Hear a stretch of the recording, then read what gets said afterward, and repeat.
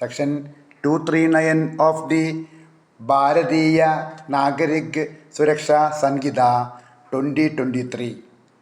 The corresponding section in the Criminal Procedure Code 1973 is section 216. അപ്പോൾ നമുക്ക് ആരംഭിക്കാം. Court may alter charge. Any court may alter or add to any charge at any time before judgment is pronounced. Every such alteration or addition shall be read and explained to the accused. Subsection 3 നോക്കൂ. If the alteration or addition to a charge is such that proceeding immediately with the trial is not likely, in the opinion of the court, to prejudice the accused in his defense or the prosecutor in the conduct of the case, the court may, in its discretion, after such alteration or addition has been made, proceed with the trial as if the altered or added charge had been the original charge. ഈ മൂന്നെണ്ണത്തിൻ്റെയും മലയാളം ഒന്ന് പറഞ്ഞു നോക്കാം. കോടതിക്ക് charge alter ചെയ്യാമെന്നാണ് ഈ section പറയുന്നത്. ഏതു കോർട്ടിനും വിധി പ്രസ്താവിക്കുന്നതിന് മുമ്പ് ഏതു സമയത്തും എന്തു ചെയ്യാം? ഏത് ചാർജും ഓൾട്ടർ ചെയ്യുകയോ അതിനോട് ഏതെങ്കിലും ചാർജ് ആഡ് ചെയ്യുകയോ ചെയ്യാവുന്നതാണ്. സബ്സെക്ഷൻ 2 ഒന്ന് നോക്കൂ. Every such alteration or addition shall be read and explained to the accused. അങ്ങനെയുള്ള ഏതൊരു ഓൾട്ടറേഷനും അഡീഷനും എന്ത് ചെയ്യണം? അക്യൂസിനെ വായിച്ച് വിശദീകരിച്ച് കൊടുക്കേണ്ടതാണ് എന്നാണ് സബ്സെക്ഷൻ 2 പറയുന്നത്. നമുക്കിനി 3 നോക്കാം. അത് നോക്കൂ. ചാർജിലുള്ള ഓൾട്ടറേഷനോ അഡീഷനോ കോടതിയുടെ അഭിപ്രായത്തിൽ ട്രയൽ തുടർന്ന് നടത്തുന്നത് പ്രതിക്ക് അയാളുടെ ഡിഫൻസിലോ പ്രോസിക്യൂട്ടർക്ക് കേസ് നടത്തുന്നതിലോ ദോഷം ചെയ്യാൻ ഇടയില്ലാത്ത വിധത്തിൽ ഉള്ളതാണെങ്കിൽ അങ്ങനെ ഓൾട്ടർ ചെയ്യുന്നതോ ആഡ് ചെയ്യുന്നതോ അതിനുശേഷം ആ കോടതിക്ക് ഓൾട്ടറേഷനോ അഡീഷനോ ചെയ്ത ചാർജ് ഫസ്റ്റ് ചാർജ് ആയിരുന്നാലെന്ന പോലെ ഡിസ്ക്രിഷണറി പവർ ഉപയോഗിച്ച് ട്രയൽ തുടർന്ന് നടത്താവുന്നതാണ് എന്നാണ് 3rd സബ്സെക്ഷൻ പറയുന്നത്. ഇനി നമുക്ക് 4ാമത്തേതൊന്ന് വായിച്ചു നോക്കാം. If the alteration or addition is such that proceeding immediately with trial is likely in the opinion of the court to prejudice the accused or the prosecutor as aforesaid, the court may either direct a new trial or adjourn the trial for such a period as may be necessary. അപ്പം അങ്ങനെയുള്ള ഓൾട്ടറേഷനോ അഡീഷനോ കോർട്ടിൻ്റെ അഭിപ്രായത്തിൽ trial ഉടനെ തുടർന്ന് നടത്തുന്നത് അക്യൂസ്ഡിനോ പ്രോസിക്യൂട്ടർക്കോ മേൽപ്പറഞ്ഞതുപോലെ ദോഷം ചെയ്യാൻ ഇടയാക്കുന്ന വിധത്തിൽ ഉള്ളതാണെങ്കിൽ കോർട്ടിന് പുതിയ ട്രയൽ നിർദ്ദേശിക്കുകയോ ആവശ്യമായത്ര കാലത്തേക്ക് ട്രയൽ നീട്ടിവെക്കുകയോ ചെയ്യാവുന്നതും ആണ്. അതാണ് 4ാമത്തെ സബ്സെക്ഷൻ പറയുന്നത്. ഞാൻ 5 നോക്കൂ. If the offence stated in the altered or added charge is one for the prosecution of which previous sanction is necessary, the case shall not be proceeded with until such sanction is obtained, unless sanction has been already obtained for a prosecution on the same facts as those on which the altered or added charge is founded. ഇത് സിമ്പിളാണ്. അതിൻ്റെ മലയാളം ഒന്ന് നമുക്ക് പറഞ്ഞു നോക്കാം. Alter ചെയ്യുകയോ add ചെയ്യുകയോ ആയ ചാർജിൽ പറഞ്ഞിട്ടുള്ള കുറ്റം ഒഫൻസ് പ്രോസിക്യൂഷന് മുൻകൂട്ടിയുള്ള അനുമതി ആവശ്യമായിട്ടുള്ള ഒന്നാണെന്ന് വിചാരിക്കുക.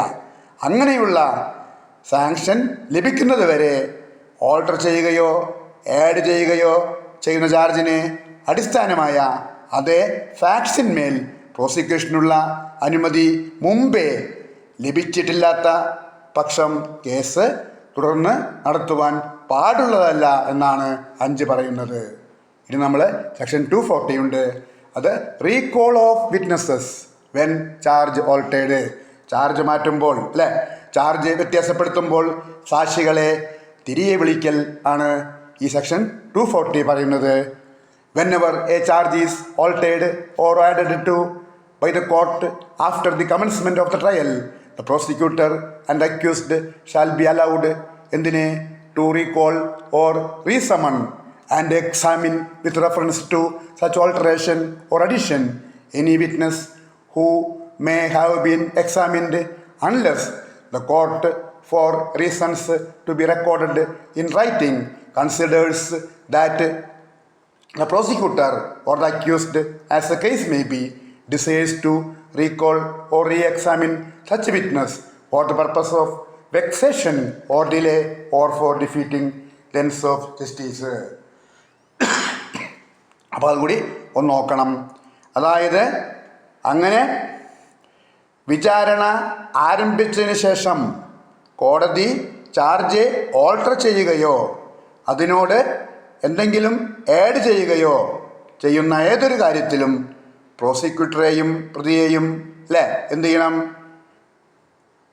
അത്തരത്തിൽ പ്രോസിക്യൂട്ടറോ പ്രതിയോ അല്ലേ ശല്യമോ കാലതാമസമോ ഉണ്ടാക്കുന്നതിന് വേണ്ടിയോ അല്ലെങ്കിൽ നിയമത്തിൻ്റെ ലക്ഷ്യം പരാജയപ്പെടുത്തുന്നതിന് വേണ്ടിയോ ആണ് ഏതെങ്കിലും വിറ്റ്നസിനെ തിരികെ വിളിക്കുകയോ അല്ലേ പുനർവിസ്താരം ചെയ്യുകയോ ചെയ്യാൻ ആഗ്രഹിക്കുന്നത് എന്ന് കോടതിക്ക് എഴുതി രേഖപ്പെടുത്തിയ കാരണങ്ങളാൽ കോടതി അങ്ങനെ കരുതാത്ത പക്ഷം അല്ലേ trial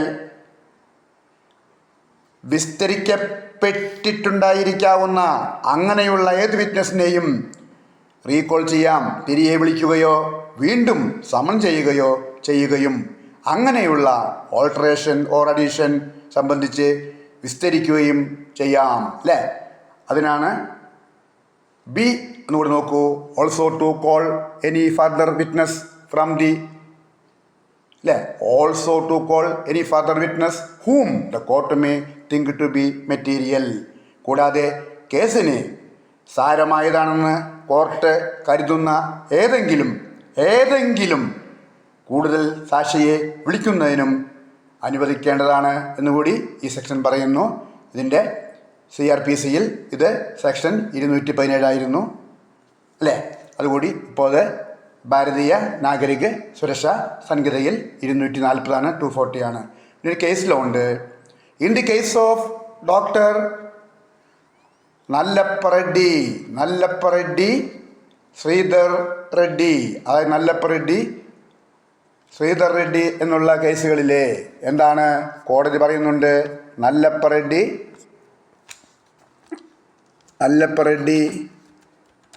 Sridhar Reddy versus the state of Andhra Pradesh and others are judgment dated 20th January 2020 in criminal appeal 1934 of 219. The Honorable Supreme Court of India observed that the use of the words at any time before the judgment is pronounced in subsection 1 of section 216 of the CRPC 1973 per section 239 of the ഭാരതീയ നാഗരിക സുരക്ഷാ സംഹിത 2023 empowers the court to exercise its powers of altering or adding charges even after the completion of evidence, arguments and reserving the judgment. അതായത് judgement reserve ചെയ്തു വച്ചിരിക്കുകയാണ്. എല്ലാ തെളിവും ശേഖരിച്ചു കഴിഞ്ഞു, തെളിവൊക്കെ കണക്കിലെടുത്തു കഴിഞ്ഞു, ജഡ്ജ്മെൻറ്റിന് വേണ്ടി മാറ്റിവെച്ചേക്കാണ്. ആ അവസ്ഥയിലും ചാർജിൽ ഓൾട്ടറേഷൻ ഓർ അഡീഷൻ പറ്റുമെന്നാണ് സുപ്രീം കോടതി ഈ കേസിൽ പറയുന്നത്. അതുകൂടി ഓർക്കുക. ഇത് നല്ലവണ്ണം ഒന്ന് വായിച്ചു നോക്കുക. Okay, thank you.